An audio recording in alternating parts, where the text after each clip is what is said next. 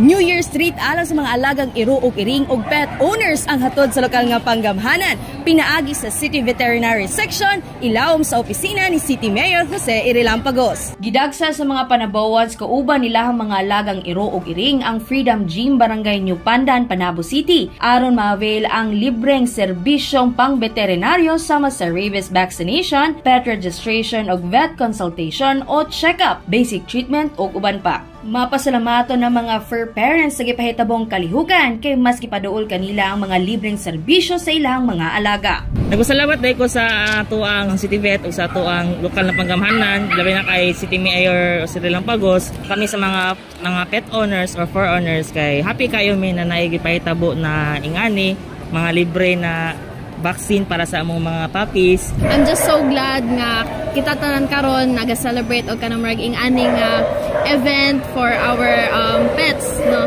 Na dili lang murag naga-revolve ang ato ang city nga dili lang para sa mga tao kundi para sa ato mga pets po. Nakigtambayayong usab sa paghatag og pahalipay ang Pet Ideas, Montego ug Bingo Dog Food sama sa libreng mga dog and cat food nga gikalipay sa tanan. Alang sa mga wala nakaadto sa maong aktibidades, anapay pagahitabuon nga kalihukan sama niini karong umaabot nga 23rd araw ng Panabo. Diin ipahigayon ang 11th Panabo City Fun Dog Show. Abri usab kanunay ang buhatan sa City Veterinary Office Lunes hangtod Biyernes, alas 8 sa buntag hangtod alas 5 sa hapon.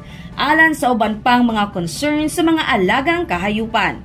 Kauban sa kamera si Francis Baculanang, kini si Team Acevedo alang sa Frontline News Panabo. Importante, inform.